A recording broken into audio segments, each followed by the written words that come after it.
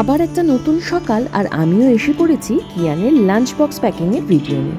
এই যে গাছটা দেখালাম, এটা কি গাছ জানেন? এটা লেমন গ্রাস গাছ। এই গন্ধ এতই ভালো লাগে, শান্তিনিকেতনে ঘুরতে গিয়ে এনেছিলাম।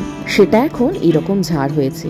এদিকে সবজিগুলো এরকম মিহি কুচিয়ে আমি রাত্রিবেলা ফ্রিজে রেখে দিয়েছিলাম। সবজিগুলো ঠিক এতটাই মিহি করে কুচি করি যাতে পুরোটাই পেটে যায়, কিচ্ছু বেছে না ফেলতে পারে। এদিকে কিয়ানের জন্য একটা পমফ্রেট মাছ ভাজতে বসিয়ে দিয়েছি, সকালে খেয়ে যাবে বলে। আর আজকে বানাবো ওর জন্য চাউমিন। চাউমিনটা বানাবো পনির দিয়ে। পনিরগুলো এরকম ছোট ছোট করে কেটে রেখেছিলাম। ভাজতে কিন্তু একদম বেশি হবে না, ঠিক এইরকম হালকা করে। ভীষণ সিম্পল একটা চাউমিন বানিয়ে ওকে টিফিনে দিই, দেখুন আপনাদের ভালো লাগে কিনা।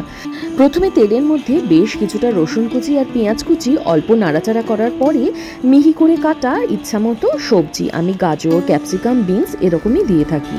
তারপরে পনিরগুলো মিশিয়ে দিয়েছি নুন, হলুদ, আর যেদিন ম্যাগি খাবো বলে বায়না করে সেদিন চাউমিনের মধ্যে দিয়ে দিই অল্প একটু ম্যাগির মশলা।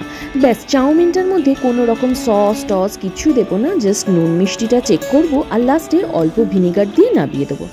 চাউমিন একদম রেডি। ও হ্যাঁ, গোলমরিচটাও দেবো ভীষণ অল্প, যেহেতু লঙ্কা টঙ্কা কিছু দিই না তাই। টিফিন বক্সের চাউমিনটা এই রকম সাদামাটা হবে, তাহলে টিফিনটা যখন খাবে তখন সেটা অ্যাজ ইট ইজ থাকবে। খুব সস দিয়ে রান্না করা চাউমিন একটা নষ্ট হয়ে যাওয়ার চান্স থাকে। ব্যাস, চাউমিন রেডি হয়ে গেছে। ওপর থেকে কয়েক ড্রপ করে টমেটো সস ছড়িয়ে দেবো। চাউমিন খাবে তাও আবার টমেটো সস ছাড়া, সেটা কেমন করে হয়? আবার আজকে যেহেতু ফ্রাইডে, উইকেন্ড শুরু হচ্ছে বলে কথা, টিফিনটা তো একটু স্পেশাল হতেই হবে। সঙ্গে দিলাম ক্রিম বান থেকে 2টো টুকরো আর ওর ভীষণ পছন্দের একটা মিষ্টি চমচম। ভীষণ অবাক লাগে জানেন যখন দেখি ওর পছন্দ আর আমার পছন্দটা কিভাবে যেন ম্যাচ করে যায়।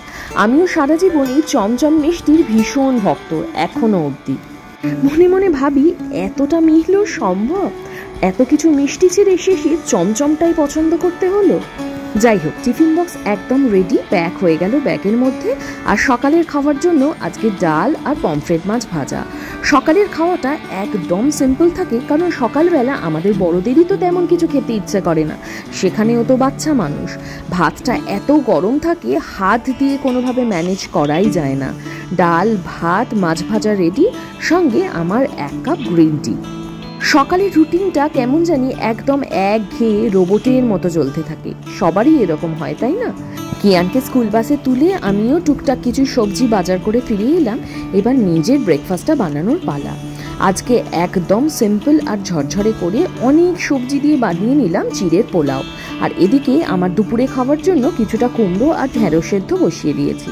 এবার কিছুটা ফ্রি টাইম আর তার সঙ্গে রিলটাও এই অবধি রাখলাম।